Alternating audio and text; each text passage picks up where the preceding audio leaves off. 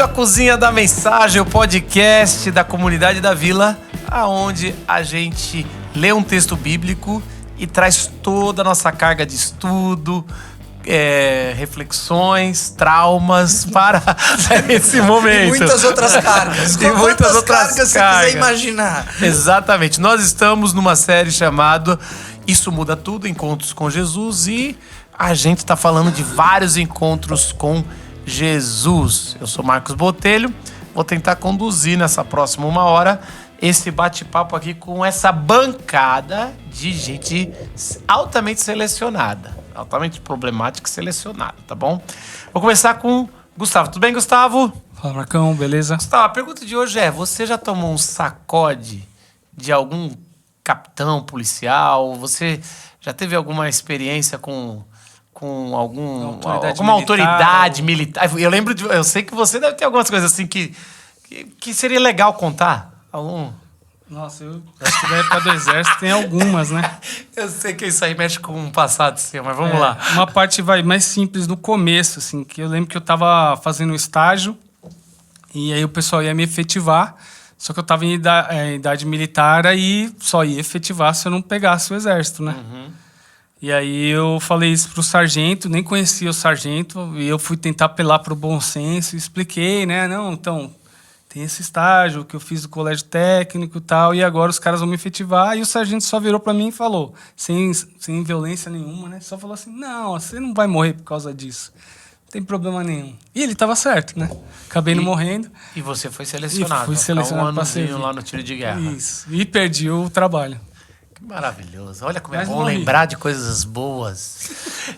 Zé, tudo bem? Tudo bom. Alguma experiência com policial ou militar? Um dia eu tava voltando de um acampamento bem tarde, era tipo 1 da manhã, e eu estacionava um carro fora do prédio que eu morava, daí eu tava virando a esquina do prédio. Zé é altamente suspeito.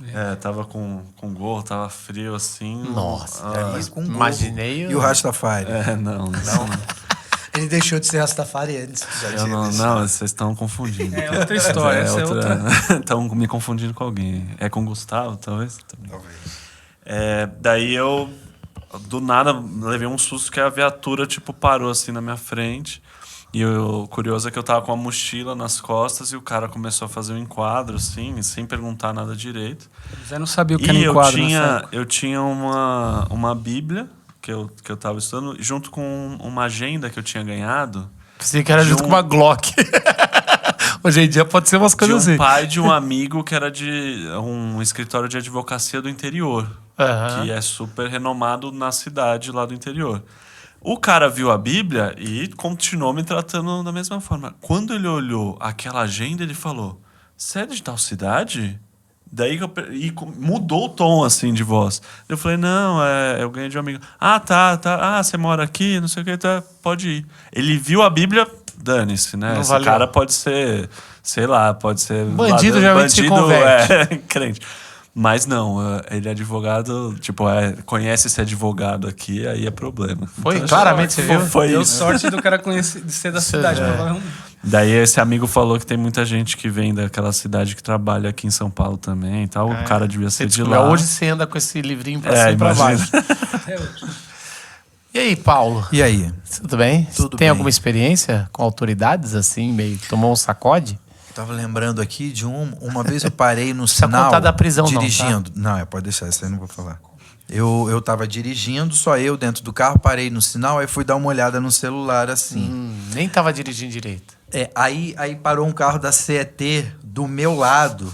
O sinal tava vermelho. Só que eu tava olhando o celular. Aí parou Aí ele buzinou assim. Eu senti a buzinada, olhei pro lado, o cara tava olhando assim pra mim. Fez sinal assim, né? Baixa o vidro. Aí eu gelei, falei, vou tomar uma bronca. Tomar um enquadro aqui, uma multa até de repente. O enquadro da CT. Aí eu baixei o vidro e ele perguntou: "Você gosta desse carro aí que você comprou?" Aí eu falei, gosto. Achei que você falou pra ele, presta atenção no trânsito. O sinal ficou verde aí, animal. Eu não posso olhar pro seu lado. Aí ali...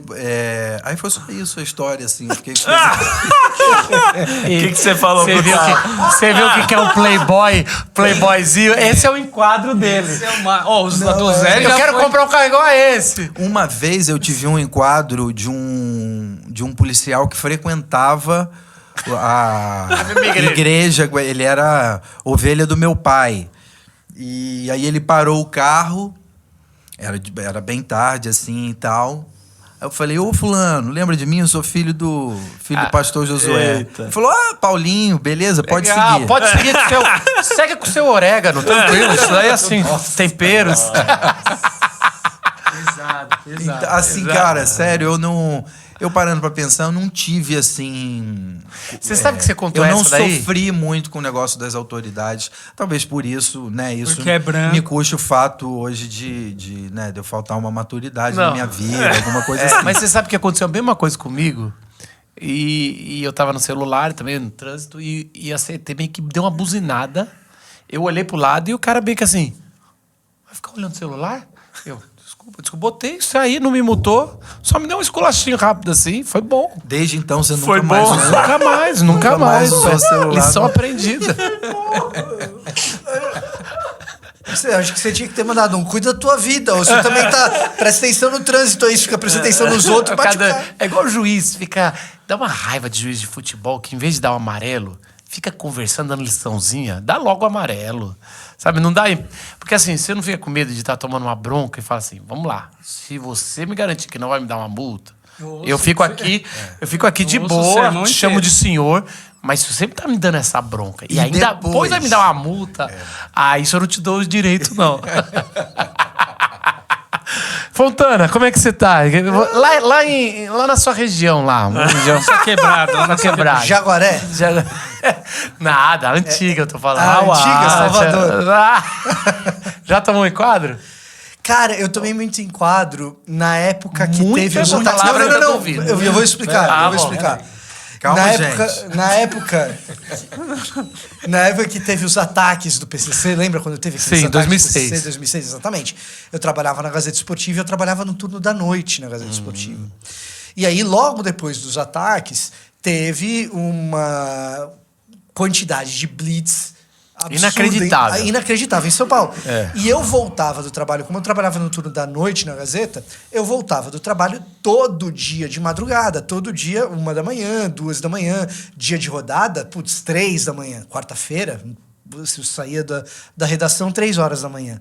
Então, assim, era praticamente nesse período, uma vez a cada 2 noites, uma vez a cada 3 noites, os caras me paravam e era relativamente de boa a abordagem, mas teve 2 interessantes, assim, teve 2...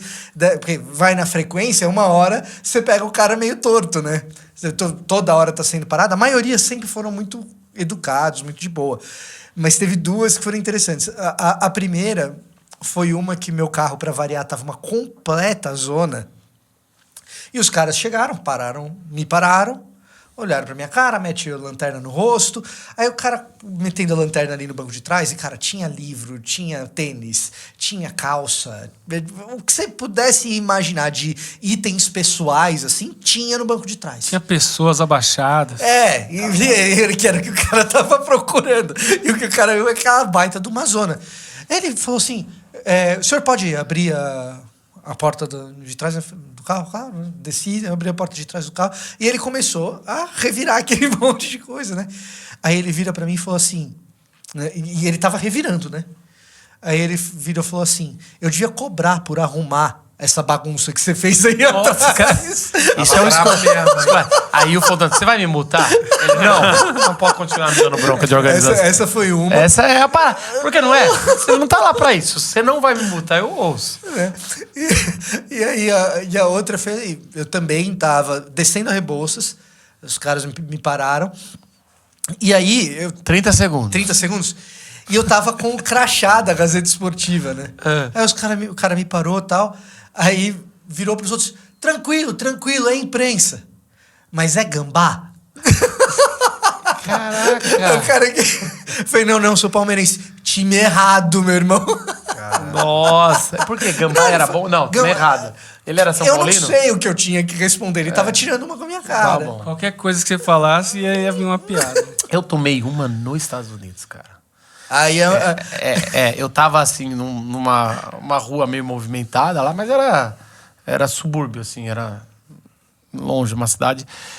E aí eu atravessei com um grupo de 13 adolescentes no lugar errado. E era um lugar que tinha uma placa que não era para atravessar, só que até ir a faixa era longe e não tinha um carro, cara. Eles surgem do nada. Eles surgem do nada, os americanos principalmente. Isso. A gente passou. Daqui a pouco o cara. A gente andando assim. Primeiro que eles fazem uma tortura. Eles ficam com o carro atrás de você. E você vai andando, olhando meio pra trás, e ele vai atrás. Atrasinho. Aí daqui a pouco. Aí ele veio. E quem é o responsável era eu. Aí meu pai tava. Só que meu pai fingiu que não sabia nem falar nada. Eu falei, tá bom, sou eu. E aí eu dei a bobeira de falar. Não, porque eu tenho uma técnica. Eu já, não, assim, falar assim, não é aquela coisa maravilhosa sem sotaque, mas quando é pra fingir que também não sabe, eu comecei a dar aquela erradinha, meio assim. E aí eu falei, eu não sabia que não podia.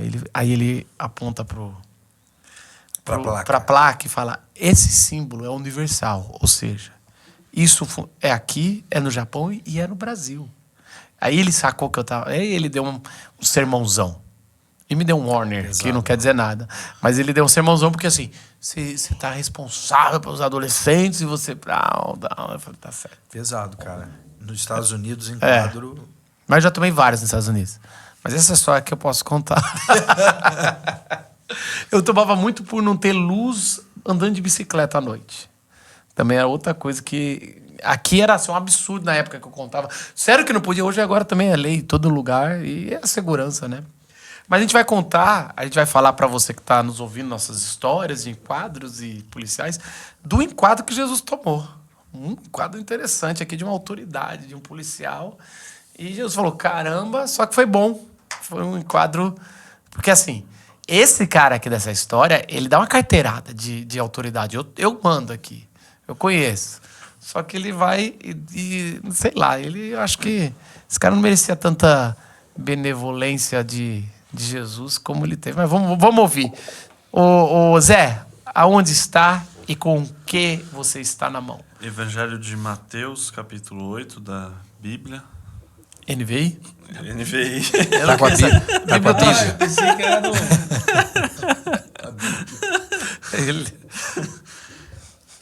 A partir do versículo 5. Entrando Jesus em Cafarnaum, dirigiu-se a ele um centurião pedindo-lhe ajuda e disse, Senhor, meu servo está em casa, paralítico, em terrível sofrimento. Jesus lhe disse, eu irei curá-lo. Respondeu o centurião, Senhor, não mereço receber-te debaixo do meu teto, mas dize apenas uma palavra e o meu servo será curado, pois eu também sou homem sujeito à autoridade e com soldados sob o meu comando. Digo a um, vá, e ele vai, e a outro, venha, e ele vem. Digo ao meu servo, faça isso, e ele faz. Ao ouvir isso, Jesus admirou-se e disse aos que o seguiam, digo-lhes a verdade, não encontrei em Israel ninguém com tamanha fé. Eu lhes digo que muitos virão do Oriente e do Ocidente e se sentarão à mesa com Abraão, Isaque e Jacó no reino dos céus. Mas os súditos do reino serão lançados para fora, nas trevas, onde haverá choro e ranger de dentes. Então Jesus disse ao centurião, vá, como você creu, assim lhe acontecerá. Na mesma hora, o seu servo foi curado. Caramba, tem uma partezinha aqui final que vai complicar a nossa cozinha da mensagem, ou não, né? E aí, gente, vamos falar um pouquinho de contexto literário e Evangelho de Mateus, antes da gente entrar nesse texto. Sim. Alguma observação? Gustavo, Zé? Acho que a primeira conexão, a gente faz a brincadeira aqui no começo, né? Às vezes, não sei se a pessoa tá ouvindo, tá falando, passa logo e tal. Mas acho que ela é bem instrutiva, assim, né? Da gente tentar ver como a gente lida com a autoridade. Isso que a gente está falando de democracias e mesmo nos Estados Unidos, o que for, né? E lá, na época de Jesus, era um contexto totalmente diferente, né? Um centurião romano. Não entendi você falar democracias mesmo nos Estados Unidos, como se aqui fosse mais. Não, tô falando, tipo, mesmo sendo um lugar estranho pra gente, como os Sim. Estados Unidos, ou, né, independente do que dos exemplos que a gente deu aqui, era uma situação onde a gente sente que a lei tem uma certa uma forma de nos proteger. Na situação de Jesus era o contrário, né? O centurião, se olhasse para você e tal, claro, não era totalmente assim, mas tinha uma possibilidade ali do centurião fazer qualquer coisa que ele quisesse. Poderia né? ter alguma consequência legal, mas até provar, né? E é algo muito hostil, né? Essa fala final de Jesus aí, que depois a gente vai tratar. É uma questão de, vocês estão vendo que mesmo esse cara, então, é alguém que os judeus em si, e aqui o Evangelho de Mateus também pensando nisso, no contexto judaico, de tentar ajudar os judeus a entenderem, não é porque vocês são filhos de Abraão que vocês estão garantidos.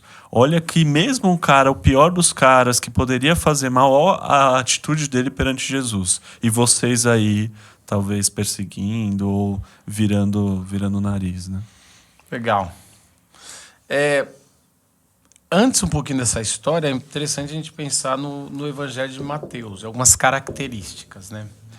Uma que me lembra, que eu acho que tem a ver com essa história, é que, uma vez até conversando com o Fontana não gosta, que fala que o Evangelho de Mateus é para judeu, e não é mesmo. Então não fala para ele isso. Então, tanto que o evangelho está aqui, de Mateus, para todo mundo e para gente que não é judeu. Faz igual o jogador. Só que o evangelho de Mateus, do público-alvo, não necessariamente era judeu, mas o evangelho de Mateus, aí sim, é um evangelho bem carregado com o judaísmo. Então, Mais explicitamente judaico. Então, assim, ele ou isso, a gente pode tentar especular por que ele é assim. Ou ele é de uma comunidade mais judaica, que tinha acabado de sair das sinagogas, talvez depois da queda do templo, sentiram a necessidade de escrever. Talvez tiveram acesso um pouco ao Evangelho de Marcos, que é o primeiro, e falaram, vamos escrever uma coisa para ser aceita nessa comunidade. Eu sei que é uma versão que você mas é bom você conhecer bem o Antigo Testamento, é bom você conhecer o Antigo Testamento para poder algumas discussões que estão sendo feitas aqui fazer um pouquinho mais de sentido. E no Evangelho de Mateus, esse negócio de que o Messias vem para os eleitos ou para o povo dele, né? Ou o Messias vem dos judeus, ele é mais forte. Então você vai ver, até umas declarações de Jesus no Evangelho de Mateus, ele, olha, fica entre os de casa. Fica aqui. Você tem uma outra história, né? Que tem um paralelo até interessante com essa história da mulher Cirofenícia, que fala assim, eu não vou tirar da boca ou o alimento que deveria ser para os judeus para dar para quem não é. Isso está em Mateus. Então são os dois únicos lugares que ele fala, tipo, nem em Israel eu vi tamanha fé como essa. São duas vezes que ele... É aí que eu quero chegar. Então, você tem assim, se você chegar e quiser fazer um estereótipo de Mateus, você vai falar, não, Mateus foi escrito para os judeus, que eu acho que era o que o Fontana queria combater, essa visão rasa.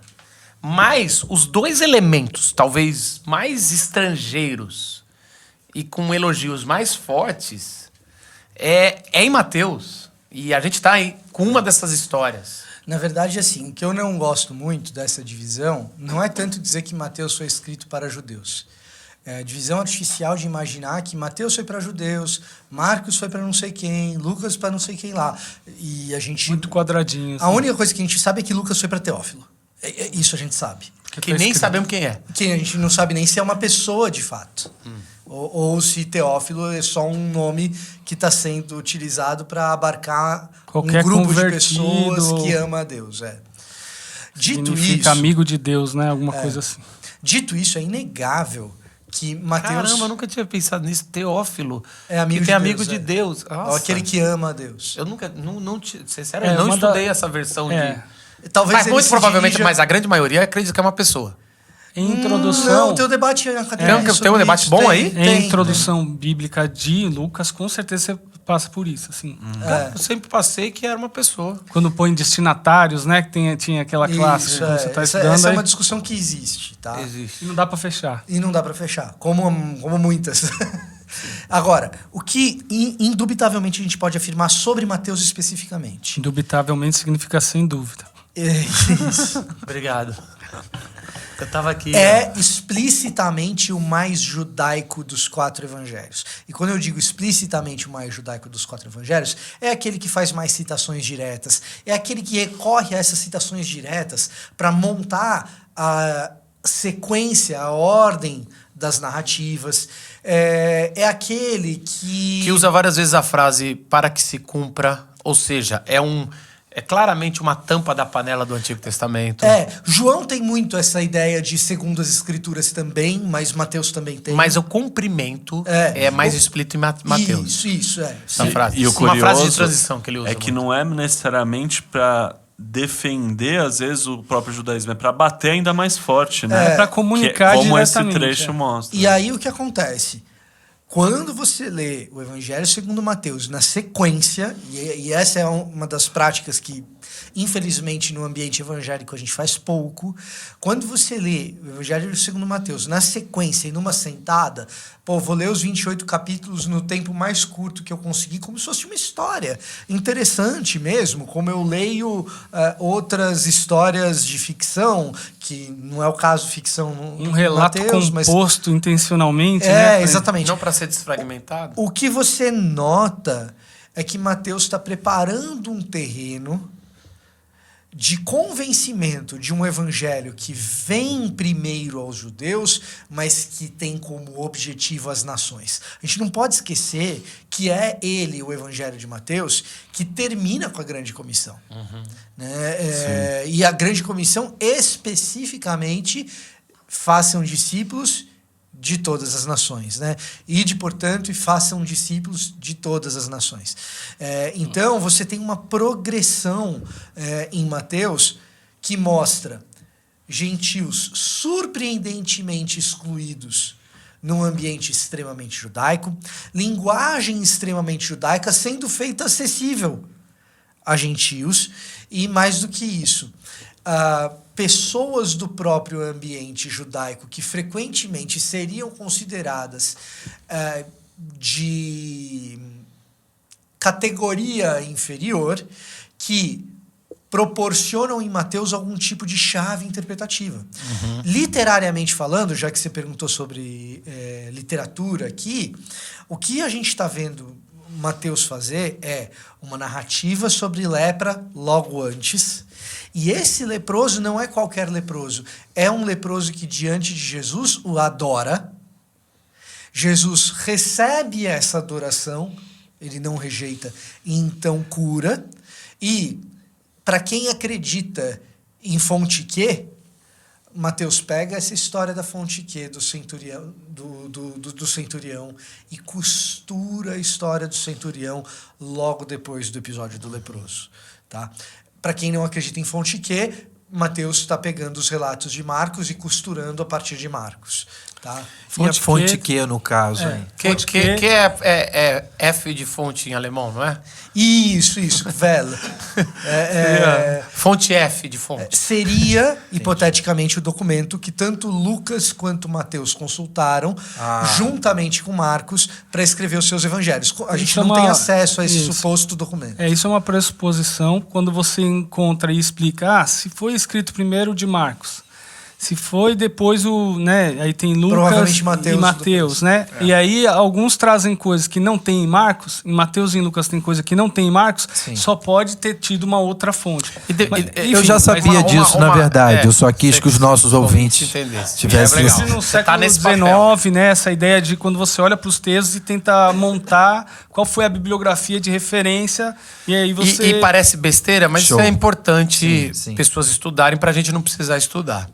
Eu sou de uma linha que a gente aceita o que está no texto. E, claramente, essa história está colocada aqui para costurar algo de ensino. E tem uma outra coisa que, assim, você está pressupondo que só existem fontes bibliográficas, né? Então, sendo que tinha uma comunidade gigante de pessoas que tinham vivenciado coisas, então não necessariamente isso estava registrado. Mas como você tem, às vezes, citações, A você fala, similaridade literária é muito forte. Alguém escreveu em algum lugar, né? Enfim, mas o fato é que não era só bibliográfica, as referências, esse é um primeiro ponto, mas provavelmente tinha outros o documentos. que o pessoal geralmente fala são das evidências ipsis literis, né? Então, como você tem literalmente as mesmas palavras sendo escritas, aí você Alguém pegou de imagina alguém. que houve uma consulta, que é o que a gente chama na academia de dependência. Qual texto é dependente de qual? Né? Isso.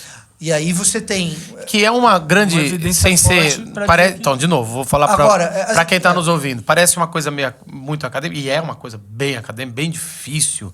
Muitos falam sem conhecer, assim, não tenho capacidade. Mas ela é importante para quando você vai fazer a interpretação, que é o que Fontana acabou de usar.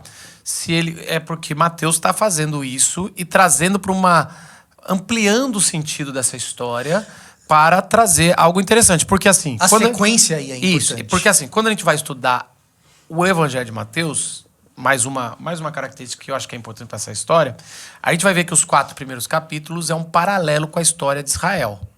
Então você vai ver claramente assim, os materiais exclusivos que Mateus coloca, você vai ver Herodes perseguindo a criança, Jesus indo para o Egito, e aí você vai ver isso, ele voltando, daí você vai passar pelo mar, você vai ver o lugar dos desertos que Jesus está no Evangelho de Mateus, em paralelo com algumas histórias que você vai ver do deserto do povo ali, e aí ele sobe para fazer o Sermão do Monte, que vai para o capítulo 5, 6 e 7, que é um paralelo claramente feito com o ensino que Moisés vai fazer, que traz do Monte Sinai. Ou seja, ele aqui está fazendo. E logo depois do Sermão do Monte, você tem 5, vamos dizer assim, 5... Seria o quê?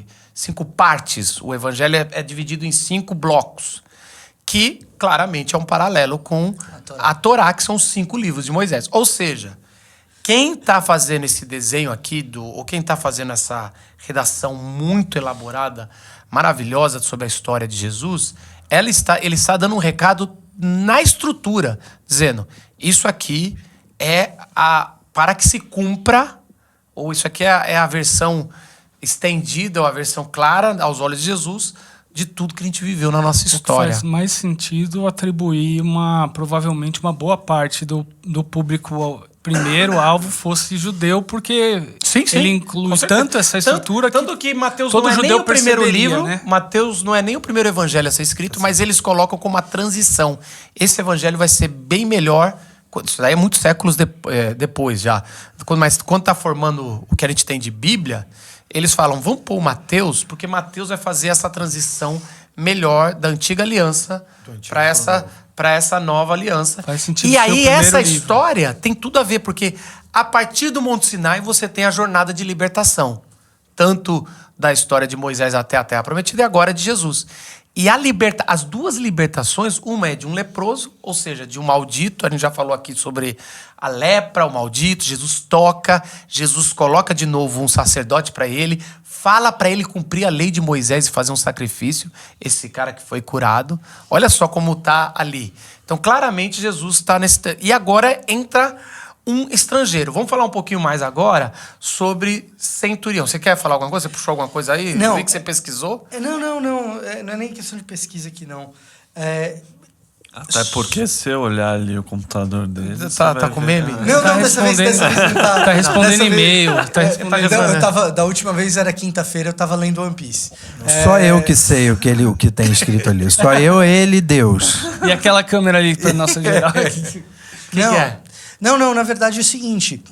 Quando eu falei da questão da adoração do leproso e Jesus aceitando essa adoração do leproso, acho que é importante elucidar nessa questão estrutural aí o seguinte: o que está acontecendo nesse segundo bloco, que seria o bloco de Êxodo, é a libertação, só que a libertação que você está assistindo não é a libertação do povo hebreu.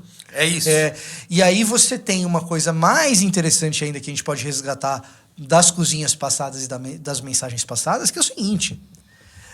A história que introduz o nosso querido centurião é a história de um cara que jamais poderia adorar no templo, adorando no templo.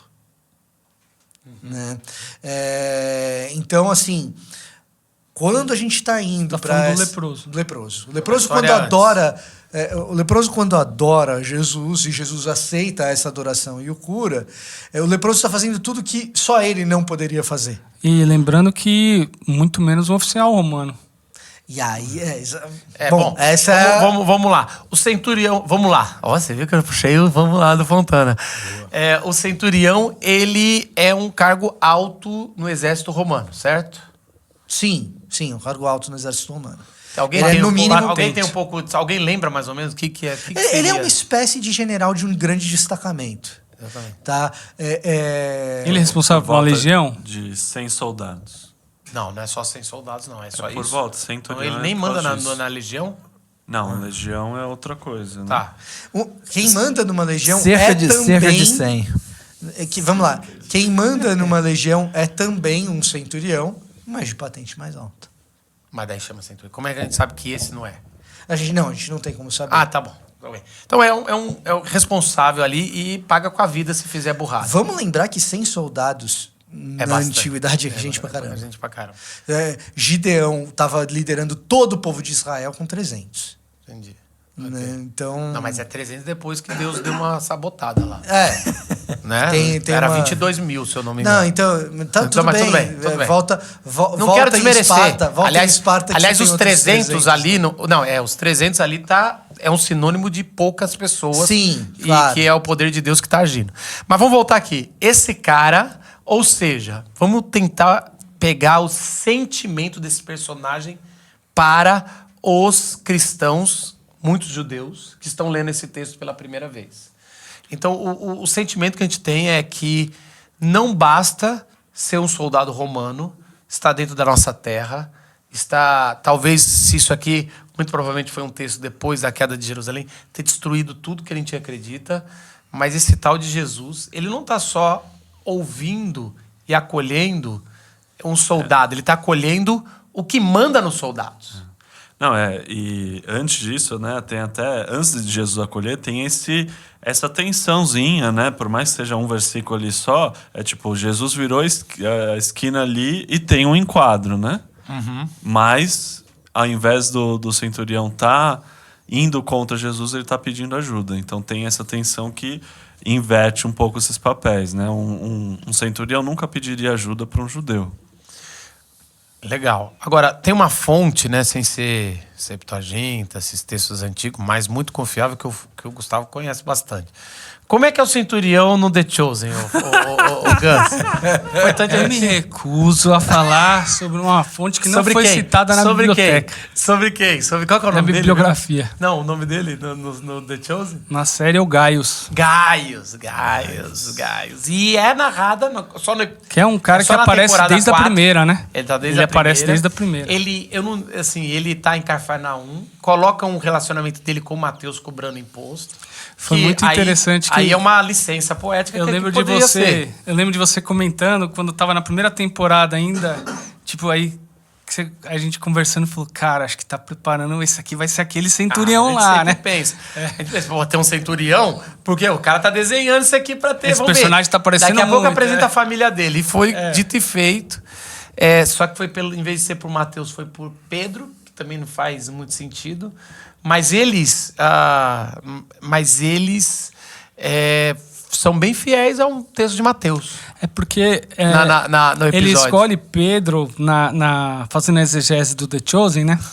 Ele escolhe porque Pedro... Porque Pedro é o mais anti, né? Não, porque ele é mais anti, porque ele é o mais judeu, né? O Mateus, naquela história, quase não sabe do judeu. Ele está sendo abandonado. Na ideia da série, ele está sendo alfabetizado. O episódio não é do The Chosen.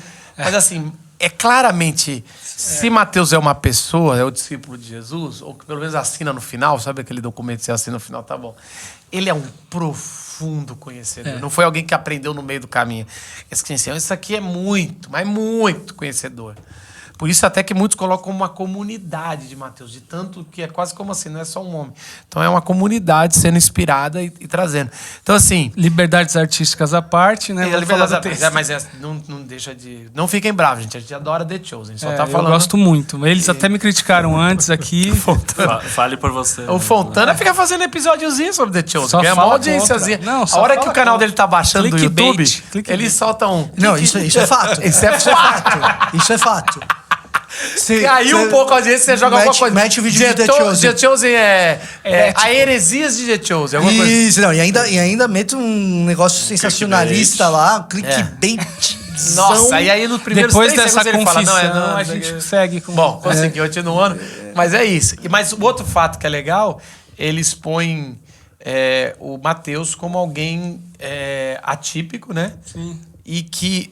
Mas muito porque o estilo de Mateus é tão detalhista, é tão perfeito no sentido de...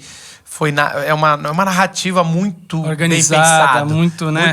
Esse negócio de pensar em 5 blocos logo depois e tudo. Então, assim, é de alguém que eles fizeram, de novo, outra licença. Eles pegaram uma licença para dizer... Ele tinha realmente motivos, né? Para ser sistemático. Muitas licenças poéticas. Né? Você que como é mais toda obra artística, fundamentalista, Zé, o que você acha? Você que é mais... Se o Zé é o mais fundamentalista Isso de nós. é muita sacanagem. Não é? Ele não é o mais fundamentalista aqui do grupo? Mas não precisa ficar falando. Desculpa, então te expor. Desculpa te expor. E aí, vamos lá. Ele pede para... deixa eu pegar aqui o texto direitinho. Ele fala assim... No sentido sim. E disse, Senhor, meu servo está em casa, paralítico, em terrível sofrimento. Assim, uma pergunta que tem que falar. Tem um elefante aqui. Por que ele está interessado... Um cara que é um cargo tão alto, por que ele está interessado no servo? Assim, vocês entendem o que eu estou falando? Uma coisa é um cristão interessado num servo. Sério. Eu acho que aí já traz Outra uma coisa é um luz. centurião. Outra coisa é um não cristão centurião tem interessado que no ser, servo. Centurião tem que ser sempre mal, e como ele tá acima na cadeia hierárquica e o servo tá abaixo, eles estão evidentemente numa luta de classes e jamais... Você acha que isso é muito já eu sendo influenciado? Você que é o mais Marx, comunista eu tô aqui. sendo um pouco mal- Ô, Marcos, eu tô sendo um você que é o pouquinho mais maldoso. comunista aqui, deixa eu te explicar uma coisa. Justo. Não vou nem perguntar. Justo. Foi justo. Justo. Foi justo. Foi mentiroso, mas foi justo. Ó, a escravidão que a gente tem na nossa mente, né? Você sabe disso. Eu nem tô falando de escravidão, eu falei de servo, mas vamos de escravidão. Por causa disso, né? acho que é legal. Quando a gente lê servo aqui, a gente pensa num escravo, numa mercadoria que não Que necessariamente é a relação que uma se tinha aposta, na né? época, entendeu? Não. A mesma relação. Não, tem servos que são de cargos altíssimos dentro de uma casa do seu senhor. Responsabilidades altíssimas. Responsabilidades, relações. Maiordomos, por Você exemplo. tá querendo dizer que esse centurião falava, quem me conhece sabe que eu tenho funcionários que eu amo muito, escravos que eu amo. Ou seja, geralmente gente que quer justificar alguma coisa absurda como a escravidão, mas quem me conhece sabe. Vamos trabalhar com o que o Zé tá Eu tô falando. brincando, mas é um pouco... Tô tentando defender a cabeça de quem tá nos ouvindo. Não, ouvindo, deixa eu- eu entendo claramente que Vou- o servo... Você nasce... A gente tem a escravidão... Deixa eu só falar. A escravidão que a gente tem é um peso histórico, extremamente de gente que foi para étnica, de gente que foi para uma nação, foi sequestrada, tirada... história do Brasil, Do Brasil. E foi colocada aqui. E quando a gente vai para a No época... contexto do primeiro na século. época do primeiro século, você pode um dia ser um cara extremamente rico, de qualquer cor, de qualquer origem, e no outro dia, porque a sua cidade de foi... dívidas e- Não, ou porque a de sua militar. cidade foi colonizada, foi entrada um general, dominada, você virou um escravo. Especialmente se a sua cidade ofereceu resistência ao império. Às vezes, você ser um escravo de uma nação grande... Tô agora trazendo outras pra gente abrir a mente. Você ser escravo de uma outra nação grande, ou seu pai ter sido escravo de uma outra nação grande, você nasce cidadão. Alguma coisa como Paulo ter várias cidadanias, você comprou, ou você tem que ter muito dinheiro para comprar, ou você tem algumas possibilidades de um pai ter sido liberto e você já ganha uma cidadania uma da dupla família. cidadania, que isso vai valer muito dinheiro. Então, assim, é uma coisa que não estamos falando de etnia, não estamos falando de... O caso de Paulo é bem emblemático. É. Acho que dá para trabalhar bem com Paulo. Então, o que acontece? Você pega Paulo, é um cara muito bem educado, claramente educado na filosofia.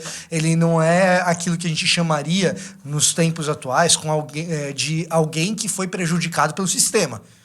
Né? Um sujeito extremamente bem educado. E, muito provavelmente, filho de ex-escravos. Esses ex-escravos... Provavelmente, porque só assim a gente consegue explicar a cidadania romana de Paulo. Tarso não era território romano. Tarso era território romano. E ele só disse que ele o é de nascimento, né? Exato. É a única declaração direta sobre esse assunto. Como que um judeu que morava em Tarso, um judeu da dispersão, se torna romano de nascimento? Você tem duas explicações plausíveis para isso. Primeiro, a família de Paulo, antepassados dele, lutaram ao lado de Roma. E sendo soldados ao lado de Roma como mercenários, e talvez um avô de Paulo, um pai de Paulo, um bisavô de Paulo, foi um herói de guerra e condecorado com a cidadania romana e a partir de então os seus descendentes. Essa Então, só para esclarecer isso, assim, uma dúvida, então na questão de nascimento, se um cara nascesse em Roma e fosse fruto de migração, ou Ele pai... não é romano. Não é territorial. Ele não é considerado romano. Não é igual a Itália faz, né? Não, a Itália não, é igual os Estados Unidos faz. É como a Itália efetivamente faz até hoje. É isso. É consanguíneo. Não é como os Estados Unidos. Você nasceu lá nos Estados Unidos, independente se você tá em trânsito, tá em turismo, você é cidadão. É consanguíneo. Então, o que acontece? Sendo assim, Paulo pode ter sido filho, neto, bisneto de alguma pessoa de destaque militar. Aí vem aquela pergunta que eu Tarso. sempre faço. Qual é o peso dessa teoria, dessa visão na academia? Pode ser? É tudo especulação. É especulação. O melhor biógrafo de Paulo hoje, na minha opinião, se chama Jerome Murphy O'Connor. E o que ele Não é o sugere... N.T. Wright? Ele não é biógrafo. Não é O biógrafo. N.T. Wright Fala da escreve uma teologia. biografia popular de Paulo. É a única que eu li. Jerome Murphy O'Connor escreve biografias críticas. Isso só você vai ler, tá? E o N.T. Wright lê também. Tá. Mas assim, ele sugere a versão de que Paulo teria sido filho de ex-escravos. Porque eu senti que N.T. Wright vai por essa versão também. Qual que é a lógica disso? A lógica é a seguinte. Os pais de Paulo, provavelmente, durante a sua vida, foram servos ou escravos de tal maneira dedicados que, em algum momento, os seus senhores resolveram libertá-los, deu a carta de alforria, e, ao dar a carta de alforria, concederam também cidadania romana, que era algo que acontecia no Império. Por que eu estou trazendo essa história? Por que essa história é interessante para as coisas que vocês dois estavam dizendo? Pelo seguinte, existem tipos e tipos de escravo no mundo romano. Existe escravo étnico? Existe. Existe escravo de guerra? Existe. Existe escravo de dívida? Existe. Existe escravo maltratado, pau de arara? Existe. Tudo isso existe. Existe crueldade na escravidão romana? Muito. Não é pouco, não. É um negócio de fazer, talvez, alguns donos de engenho aqui no Brasil corar. É isso que eu queria ouvir. Porque às vezes, para aliviar Paulo ou outras mensagens, a gente vai aliviando muito a escravidão no primeiro século. Existia também um determinado tipo de escravidão em que... Oi, tudo bem? Dá um medo, né? O que ele tá gravando? Ele já tá gravando, sabia? Não precisa de você, não. Continua, vida. Fica à vontade. Agora, aí, existia também um outro tipo... Não liga não que tá rolando... Existia também um outro tipo de escravidão que conferia Posso nem fazer um status... videozinho. Não, é que eu me senti envergonhado, tímido. E Eu sou uma pessoa tímida. Pra quem não viu, o Renato levantou e falou que vai embora, que agora o Paulo assumiu. Só queria Continua. filmar um negócio, Não atrapalha, depois eu vou Paulo. mostrar pra Você já quase não aparece aqui nesse negócio. Você tá atrapalhando? Eu entendi o que tu tá filmando. Vai lá. E aí, você tem um outro tipo de escravidão que conferia status ao senhor. Se você tem um escravo que é um excelente artesão, um cozinheiro de altíssimo nível, aquele senhor daquele escravo, ele se enobrece pelo serviço desse escravo. E esse escravo vai ser muito bem cuidado e pode até receber uma cidadania. Qual que é Tinha o a questão ponto dos pro nosso professores centurião? também, né? Oi? né, Fontana? A questão de professores, né? Muitos dos responsáveis pela tutoria. Tutoria de crianças, de Então eram adolescentes, pessoas sim. ilustres A e gente falou dessa intelectuais possibilidade que a gente não sabe quanto é um mito, né? Porque Alexandre o Grande tinha vários mitos de Aristóteles ter sido tutor do pai e como escravo, servo do pai para Mas ensinar independente de Alexandre. Alexandre, isso exemplo. era muito comum. Uma né? evidência uma evidência mais contundente desse tipo de escravidão que é honorífica em alguma medida é a quantidade de inscrições tumulares que você tem em Roma de pessoas que eram enterradas e o título da pessoa era fulano de tal, escravo de César. Ser escravo de César era um título honorífico, embora o cara fosse escravo. Tipo, Era quase a questão do funcionário, guardar as devidas proporções, né? Mas era uma espécie. Funcionário público? O que eu quero me referir, por exemplo, público, mas não é uma questão igual a gente tem hoje, né? Disso Agora, posso levantar aqui? Dito isso, vamos fechar. Para eu concluir. Tá. Para que tudo isso é importante na história do centurião? Isso. Tá? É o seguinte: o servo aqui nesse caso pode, se você quiser pensar o centurião marxistamente como um cara que maquina porque ele é o opressor do capital, o escravo nesse caso aqui pode muito bem ser um excelente ativo a ser preservado. Um cara que tem um tipo de trabalho, que desempenha um determinado tipo de serviço que, só aquele cara lá. E então ele ocupa uma posição de destaque como escravo ali. Se você quiser imaginar esse centurião como uma pessoa benevolente, você também pode imaginar esse centurião como uma pessoa benevolente que enxerga naquele escravo especial algum tipo de serviço especial que ele concedeu para esse centurião. Esses serviços eles têm uma ampla gama de possibilidades, desde a tutoria em casa, passando por trabalhos de manufatura, artesanato, passando por trabalhos artísticos e até mesmo outros trabalhos afetivos que você pode imaginar quais sejam.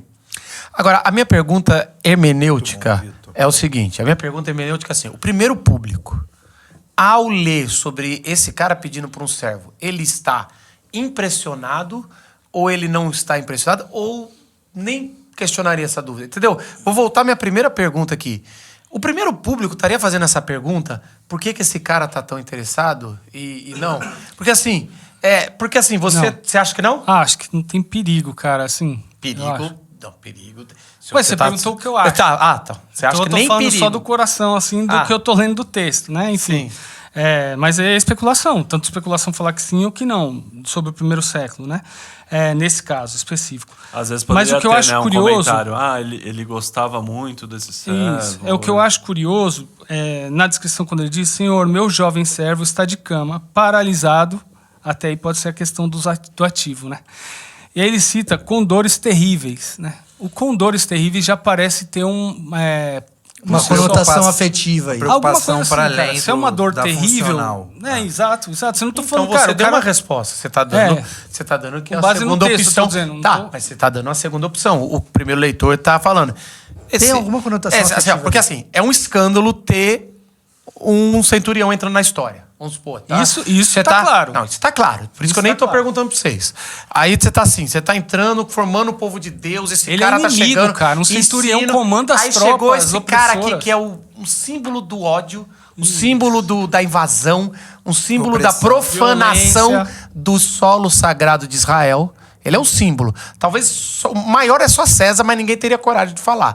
Então ele é o É tipo chamar um filisteu na linguagem do Antigo Testamento, que era xingamento. E mais inclusive. que um filisteu, chamar o Golias, um dos grandes ali pra vir aqui. Você posso- tá liderando. Só um pouquinho. E aí, então você tem esse arquétipo do mal e de repente você começa, cara, o cara tá... Primeiro que ele vem com humildade pra Jesus. Humildade. Humildade. misericórdia Segunda, começa a que ele aparecer. vem com misericórdia não é pro filho dele, é pro servo. É pro alguém, assim, não é. Daria pra entender se esse cara aí só quer pensar na família dele, né? É o filho dele. Mas isso não é. humaniza a gente também. Hã? Isso humaniza. Quando é um filho nosso que passa uma coisa, isso humaniza a gente Sim, mas também. aqui é um pouquinho independente mais. O cara passar por uma humilhação por um servo, Assim, esse cara gostava realmente. Tanto que a versão de interpretação do The Chose é... Caramba, ele gosta muito desse cara. É que o The Chose fez um meio Não, bem bolado mas ali. é o Como se que fosse eu ia falar. que a no outro Evangelho texto de Lucas, de Lucas, né? fala o seguinte, né? O centurião que estava doente, o servo do centurião, quase à morte, a quem seu senhor estimava muito. Ele ouviu falar de Jesus e enviou alguns deles pedindo que Como é que é? Aí fala o quê? O centurião estimava muito esse servo. Tá, mas é servo também, né? É. É isso. Tá, então não entra em detalhes, fala que esse cara amava muito. Mas eu acho que é um elemento, assim, a mais, né? É do centurião do servo. O servo do centurião. Agora, esse servo é o escravo de casa, não é um soldado. Aí tá Difícil dizer, mas provavelmente. Porque a gente sempre vai de casa, mas assim, um centurião tem muitos... A minha pergunta é, ele o centurião fala no chamaria um texto. soldado abaixo dele de servo? Ele Não. fala no texto, ele usa soldados, pode né? até desonroso. No isso texto aí. ele fala, ó, eu tenho soldados sob meu soldado comando. romano. Ele não fala tenho servos no meu comando. Aqui, então, vamos continuar então. Então, vocês estão me colocando aqui que é muito provavelmente a história traz um arquétipo que Mateus quer quebrar, dizendo, ó, esse Jesus vai trazer libertação para o povo, mas começou já por fora. Mas presta atenção nesse centurião que a gente nem daria ouvidos. Ele é um cara que veio com humildade, ele é um cara que está pedindo a cura pelo servo. É um cara que crê que Jesus pode fazer Que isso. o cara pode. E aí Jesus...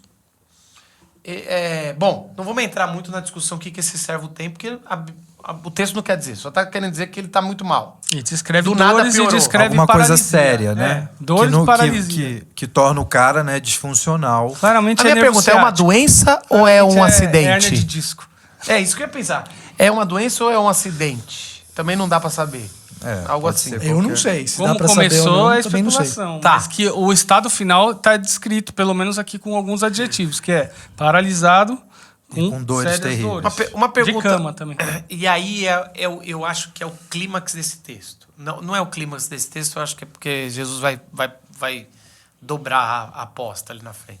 Mas a parte mais interessante é Jesus fala, eu vou com você, e ele fala, eu não sou digno que você entre no meu teto. Ó, o que a gente sabe é que nenhum judeu seria digno de entrar na casa de um centurião. Aí é a inversão. A inversão é que... É mais uma Nem inversão. só digno, né? como não permitido. Mas vai montando, mas essa é o máximo. Aham. Ele chegar e falar, eu não sou digno? Então, antes da cura... O mais legal é esse Jesus falar que centurião- vai, que era proibido. Não, mas até então o cara tá pedindo, você pode ainda falar, é proibido, mas é proibido pra alguém Tô falar que vai. obedecendo ordens. É obedecendo ordens. Jesus só tá assim. Você vê, você fica assim, sem graça, se ele tá pedindo, a gente vai ter que fazer. E aí. Poderia ser essa interpretação. Ele provavelmente mora ali em Cafarnaum, certo? Ali é a base dele. E aí ele fala, Jesus falou, tá bom, a gente sempre tá aqui, eu conheço onde é. Você mora ali depois da igreja. Assembleia de Deus, você vira assim, tá ali no final da rua, eu conheço. Aí o cara falou, não, eu não sou digno que você vai lá. E aí, isso é muito bonito, muito honroso, só que você tem um problema agora. E aí, como é que a gente faz? Eu não posso ir lá, o seu servo não dá pra vir, porque ele tá com muitas dores, não tá Então, se mas- mexendo. Porque, olha só, o negócio dele tá paralítico justifica por que o servo não veio. Porque o centurião devia trazer o servo e falar, cura ele, por favor, tá aqui. Não, ó, ele não veio porque ele não pode andar e você não pode ir lá porque eu não sou digno. Não tem por que a gente duvidar desse não tá se dando fosse, desculpa. uma coisa desculpa, só pra se eu dizer, for não pego, posso não. ser visto com É. esse cara. Até porque é interessante, porque parece que ele já tá com isso na mente já, né? Quando ele chega lá. Não. Porque ele não dá. No texto não aparece nenhum porém, nenhum o que eu senão. gosto Só dessa diz assim. O que eu gosto dessa história Eu vou lá. Não, é não que- vai não. é que de alguma forma esse centurião presta atenção que eu vou falar pra vocês. Essa narrativa ela é de trás pra frente. Porque todo mundo que se prostra diante de Jesus falando eu não sou digno de alguma coisa, geralmente é depois do milagre. Então Jesus faz, cura o filho, o cara cai no chão, eu não sou digno, Senhor, Próprio de te Pedro, receber. né? Todo mundo. Essa é a história de trás pra frente. É depois que Jesus vai, é depois que Jesus faz milagre, o cara que tá todo orgulhosão, ele se cai e vai. a Esse lógica cara do- já veio convertido no sentido mais assim. Esse cara vem, ele parece assim, eu já sei que você vai fazer esse milagre, eu já sei até como. É quase assim. Eu fico brincando assim, você aprendeu a mandar demais. Mas é interessante que Jesus vai na onda dele. Eu sei como, eu sei tudo. E, cara, eu não sou digno. Assim, o que você vai fazer em poucos minutos, eu não sou digno de ter você. Isso é muito interessante, Marcos. Muito. Sabe por quê? Porque tem essa parada de que, pro judeu, é assim, primeiro você prova com sinais, depois a gente aceita que você é da parte de Deus, né? E aí é exatamente o contrário. Você ia falar, Paulo. Não, dá uma impressão de que ele já chega querendo deixar claro que a relação nessa situação, ela é diferente. Eu poderia, como centurião, dizer, você é um judeu, você vem agora na minha casa, ordeno que você venha me servir, fazer alguma coisa que eu preciso. Mas ele já chega deixando claro, olha só, é diferente aqui. Eu percebo que você é diferente e a relação vai ser toda diferente aqui. Não vai ser uma coerção, né? Isso. Só uma piadinha, eu sei que você vai falar uma coisa. Mas esse negócio, se ele viesse falar, meio meter na banca, eu sei que você vai lá, é igual dar bronca em garçom, antes de comer. Sabe que tá ligado? Você não vai pra alguém dar uma bancada, vem aqui curar o meu servo. Mas, cara, você depende desse cara. É igual do garçom, você chegar querendo...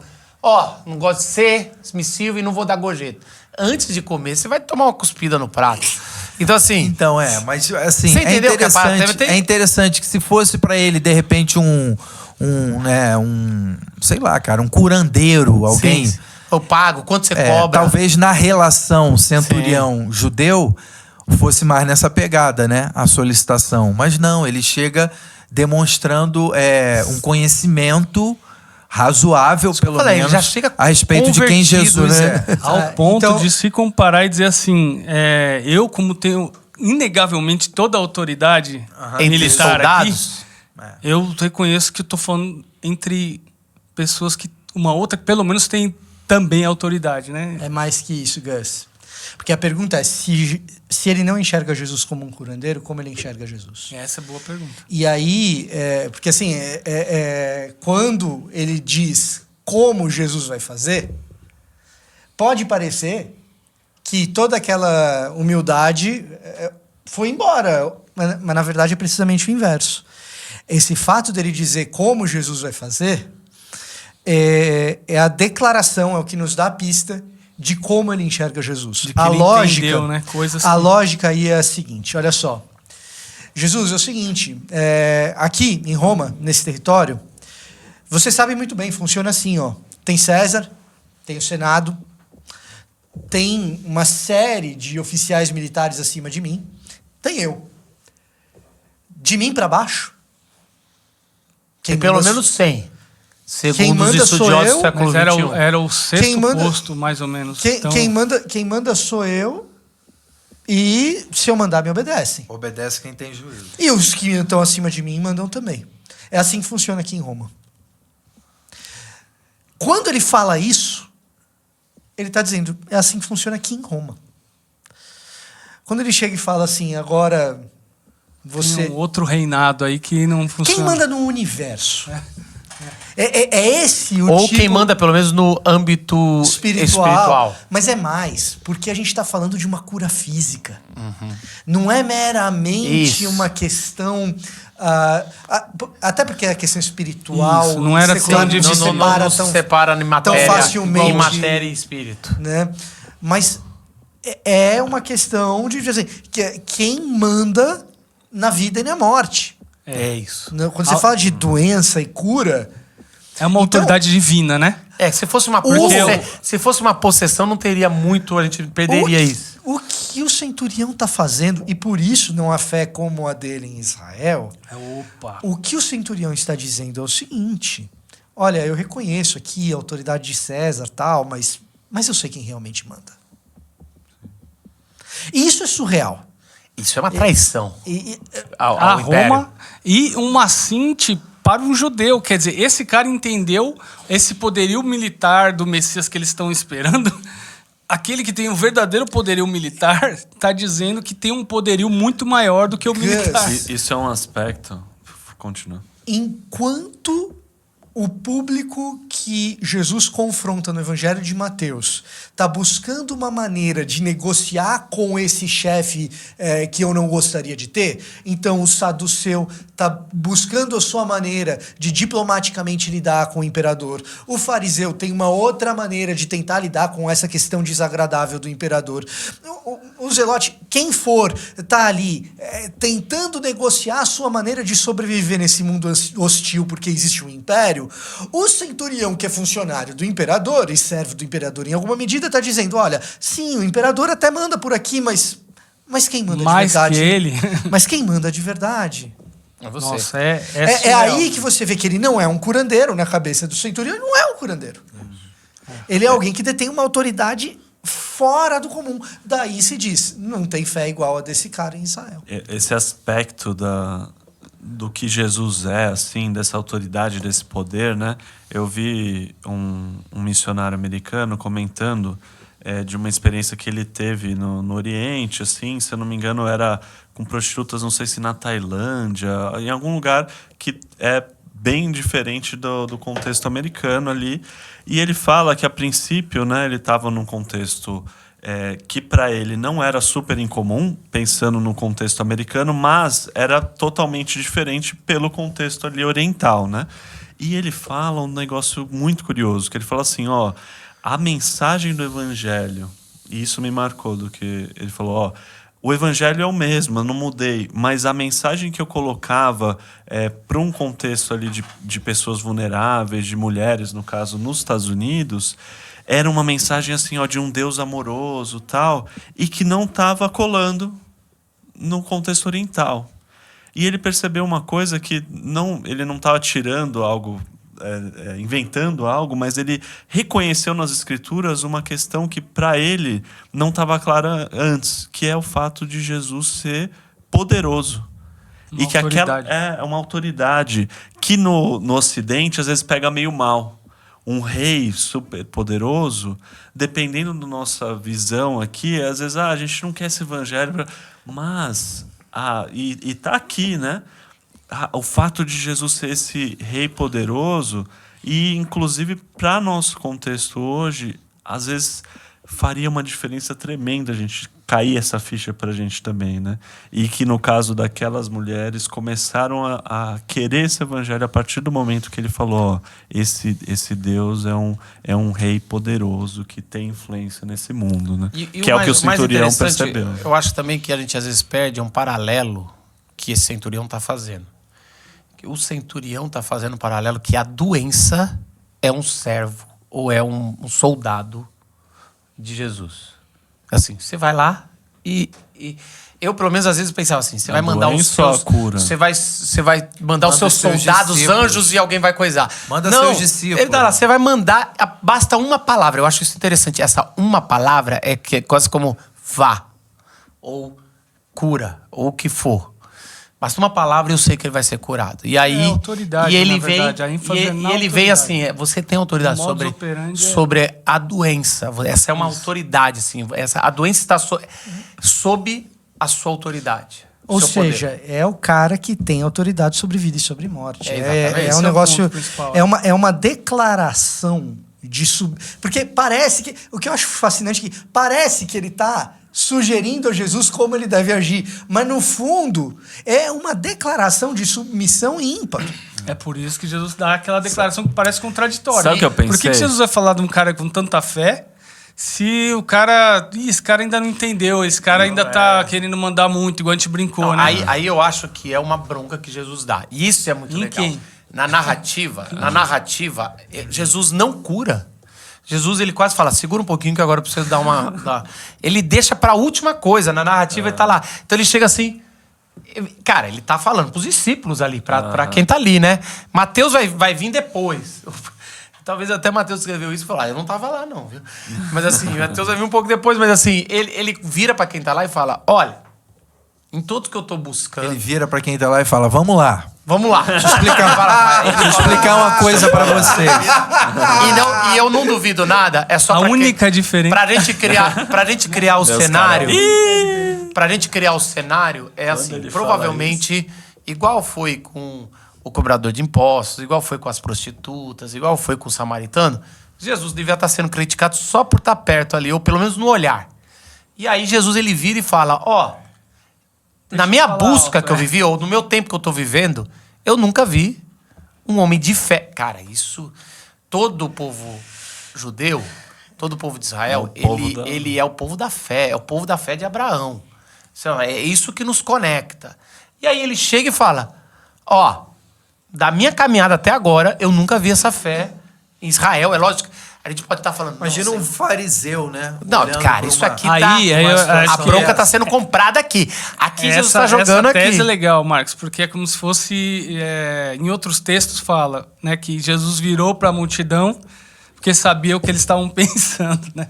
Mas aqui já vai direto. Quando Jesus vira e está falando isso, é mais ou menos... Você imagina quem está em volta ouvindo esse tipo de declaração. Não, é muito ruim para os próprios discípulos que já estavam com Jesus.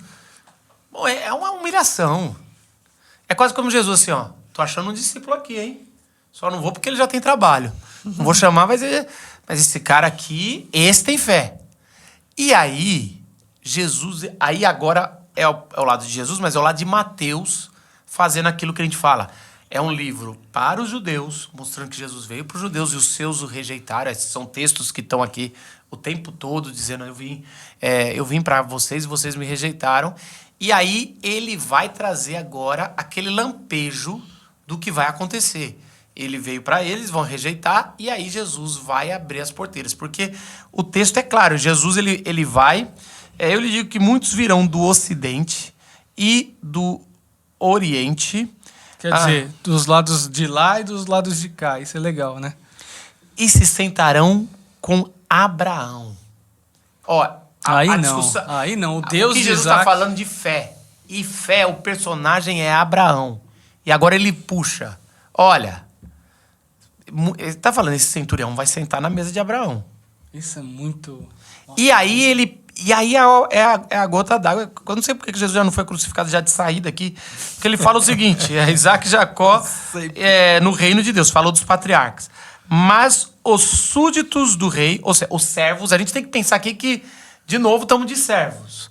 Ele está fazendo uma comparação entre o servo do homem lá e o servo. Tá? Tem servos aqui, né? Onde haverá do rei serão lançados para fora. E aí Jesus vai usar aquela frase que ele sempre usa para o lugar de juízo, né?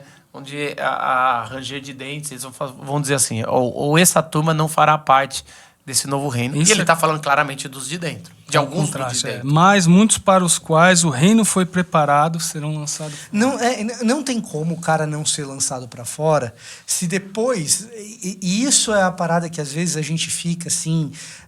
o nosso coração moderno que rejeita autoridades ocidental, né? A gente fica apreensível de dizer, não, ficar de fora, né? Não tem como o cara não ficar de fora se diante da revelação do Messias, o Messias já está revelado, ele já apareceu, ele já fez o que deveria ser feito e a pessoa continua negociando com o imperador. É esse o grande lance. E mais o império continua lá e ele continua... E mais indesculpável, você vai falar que você não percebeu... O centurião já percebeu. Esse é o ponto. Essa a parada. E nós estamos no capítulo 8. Não, Depois a mulher Ciro Feliz fala, ela já percebeu. A graça ela tá essa. lá de fora, ela vem, ela já percebeu. Eu dei um corte nela e ela passou. Ela falou, eu sei que eu posso Jesus pegar. falou, né? Estamos no capítulo 8, pessoal. Jesus foi isso. Gus, como é que é o nome? Como é que é o nome lá no The Chosen? É Gaia, o cara? Gaius. É interessante, né? Que no Licença The poética, Chosen... tá, pessoal? Licença poética pro Paulo. Licença poética. É interessante que no The Chosen, ele é um cara que tá por ali, por perto, vendo os movimentos, Em vendo... conflito o tempo inteiro. Em Desde conflito a amizade, o tempo né, todo, com um dos discípulos. Porque essa é uma questão que pode surgir também, né? Que não tá posta no texto, mas como que esse homem ganhou essa consciência? Cafarnaum Ele é de é um Cafarnaum. lugar onde Jesus age muita coisa. No Né? Evangelho de Lucas diz também que ele ajudou a construir a sinagoga. Então, era um cara que tinha algum apreço pelos judeus também. Eu sei que a gente está falando aqui, tinha essa tensão, mas era um cara... ele manda judeus falarem com Jesus, né? No caso do Evangelho de Lucas. A gente aqui não diferente. fica fazendo harmonização do Evangelho, não começa não. A gente tem uma fonte aqui que é Mateus. Já fez, né? Não, mas é muito curioso isso, né? De alguma maneira, era alguém que tinha entendido mais do que o próprio povo. Sim. Isso tá na cara, né? O jeito que Mateus escolheu pra fazer na medida do isso- possível para ajudar. Cara, E aí me eu dá fi- uma impressão que na vida, às vezes, na minha vida, vou falar por mim, Fala. eu Fale convivo por você. com pessoas que, teoricamente, seriam pessoas que não... não tem conhecimento, não vai na igreja, não lê a Bíblia. Não é de mas dentro da você fé. se surpreende com determinadas atitudes e percepções. Às vezes leva mais a sério algumas coisas do que os próprios de dentro. Mas, Não é, mas cara. ó, Paulo, talvez você que vai falar desse texto, Isso, é. fica... Talvez isso- eu tenha essa é uma falado. boa direção. Talvez já falou, já. Essa é uma boa direção para se tomar. Com certeza, o Mateus está deixando entender isso. Assim, ó, todo mundo pensa que a briga está aqui dentro e Jesus está elogiando os de fora. E como que isso se repete, né, cara, na relação com os samaritanos? Ao longo dessa série, a gente tem visto isso Os encontros de repetidas fora vezes. tendo um impacto muito maior, sendo narrado e ganhando destaques maior. Isso é muito interessante naquilo que a gente fala, né, da completude, da ligação com o Antigo Testamento, o quanto que o tempo inteiro apontava para isso, mas, né, no Antigo Testamento, apontava para um Deus que iria abençoar todas as nações, né, por meio de Abraão, mas o quanto que a gente se perde do tipo, é para nós. E aí eu acho que até agora extrapolando para uma aplicação, né, quanto que quando você está ali, não, eu sou da fé. Eu tenho uma boa doutrina, né? Ninguém acha que tem uma doutrina ruim, cara. Qualquer igreja de que quem está ouvindo a gente, que não seja da vila, ninguém acha que, não, lá na minha igreja a doutrina é ruim, mas, enfim. Então, e assim, esse orgulho pega muito, isso, né? eu brinquei aqui com o Zé, que ele está Espiritual. puxando o texto de Lucas, mas Mateus optou para não puxar nada. A gente é introduzido por um personagem que aparentemente não deveria ser com essa fé, não deveria ter essa atitude, não deveria ter nada. Ele gosta. Eu gosto disso. Para nós, a gente gosta de montar que ele ajudou a sinagoga, porque o texto traz, mas que ele já era simpatizante. Mas o que você está trazendo, Paulo, eu acho que isso muda tudo. Que a gente tem a percepção de que... Eu não quero dizer que foi uma revelação desse cara, que eu nem acredito nisso. Mas assim, vem de lugares que a gente não vai conseguir ter uma história por trás. Ah, então é por isso que esse cara reconheceu a Jesus. Ah, mas tá explicado. Também, Esse cara também morava do lado da sinagoga, construiu. Esse cara teve um filho. Esse servo é um filho, é um meio filho, é um não sei o quê. E aí a gente vai tentando moldar. Então, a gente vai tirando o poder A surpresa que o texto traz, né? Mateus trouxe. O Mateus trouxe que esse Contraste. cara, e que vocês não sabem, não tem como, eu não pus aqui nada, ele veio e na nossa vida vai ser isso. Ele entendeu Gente e nós não. improváveis, Ele entendeu e gente nós não. improvável, gente que não tem nada de lastro, ele entendeu e nós... O vento sopra onde quer. É isso, e é quando isso, quer. pra mim, é isso que o A Mateus está ênfase querendo de trazer. Mateus, com certeza. Mateus está dizendo, olha, os filhos os herdeiros, aí como é que é a palavra que ele põe aí no texto? Aqueles para quem os- o reino foi preparado. Aqueles para quem o reino foi súditos preparado. do reino. Aqueles que tinham toda a história. Aqueles que tinham Todos todas as os desculpas. motivos. Todos os motivos para Bom nome de acreditar. banda, É. súditos do reino. Ele tinha tudo para poder entender, não entenderam. E esse cara que a gente nem tem a noção que aconteceu, esse cara chegou pronto. Esse cara, pelo menos, reconheceu que estava diante do que tinha maior autoridade sobre a vida e sobre a morte. Então, e aí Jesus ele vira no final, então Jesus disse ao centurião, vá. Agora que eu já dei o esculacho, agora que eu já dei o que vai acontecer no final, é quase como Jesus falando, deu um spoilerzinho, vocês vão rejeitar e no final a gente vai para essa turma. Vai se acostumando com isso. E aí ele fala, como você creu? De novo, Jesus colocando... Eu não sei... Eu gostei... Sabe o que me incomodou muito, Fontana?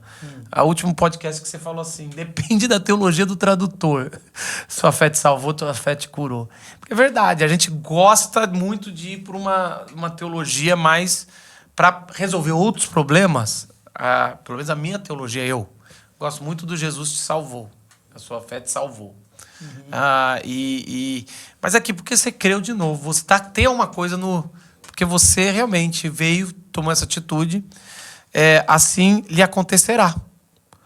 E aí aqui tá assim, na mesma hora o seu servo foi curado. Mas se eu não me engano, tem uma outra versão que eles estão voltando e o servo falou, o seu servo foi curado, e eles fazem um cálculo. É muito interessante. Eles fazem um cálculo numa outra versão que ele fala assim, e não é que foi na mesma hora que Jesus tinha falado que foi curado que o servo ficou melhor? E é quase como assim, eles fazem questão de que, e aqui só fala rápido, na mesma hora, alguém já fez essa conta depois e falou para Mateus, o servo foi curado, que é assim, claramente ele tinha razão, você é só uma palavra, a coisa vai, é imediato, você tá lá, tua voz sai daqui e está ao mesmo tempo lá. Jesus é o único que pode dizer com verdade essa frase que a gente brinca aqui, né? Quem me conhece sabe que eu faço de determinado jeito. Tipo, o centurião me conhece. E aí eu posso... Aquela tá comigo, tá com Deus também. Ele fala, isso é boa. E assim, lógico que o centurião talvez não tinha essa teologia, mas Mateus tinha. E quando você ouve alguém dando uma voz e acontecendo imediatamente, é a história da criação. É a voz de Deus, pela palavra de Deus, tudo é criado. E essa é a teologia básica do povo de Deus. Talvez o cara nem tinha essa noção. Não, ele não tinha, o centurião, mas aí que é legal, e de novo a ênfase que você deu, cara. Mas Mateus, para bom entendedor de formação judaica, isso aqui é uma bomba. É uma bomba. É uma bomba. Assim, quem tem a palavra que fala e acontece imediatamente é o Criador. E aquele cara, da forma dele, com a hierarquia lá maligna que os romanos tinham na versão de um judeu oprimido, porque eu não consigo ainda tirar o Marx da cabeça, então é a versão do judeu oprimido. Ele vai e fala, cara, ele descobriu que Jesus é esse Criador, que fala e acontece. Isso muda tudo. Eu acho que é isso que muda tudo, né? É quando as pessoas reconhecem, não estou trabalhando com curandeiro, não estou trabalhando com um grande exemplo, não estou trabalhando com um mestre apenas, não estou trabalhando ou não estou conhecendo um personagem histórico. Embora seja tudo isso é seja, muito mais. Ou alguém que só pode resolver o meu problema. Alguém que resolve o meu problema, alguém que vai fazer o meu servo voltar ao normal. Eu estou diante do Criador. Jesus é o Criador. Isso muda tudo. Quando a gente chega a esse, do nosso jeito, pelos nossos caminhos, não sabemos direito, quando chega esse reconhece, Jesus fala, agora você começou a caminhada, vamos embora.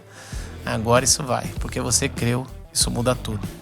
É isso aí, queridos. A gente vai estar semana que vem, toda segunda-feira, durante essa série, trazendo o nosso podcast Cozinha da Mensagem. E a gente vê segunda que vem. Tchau!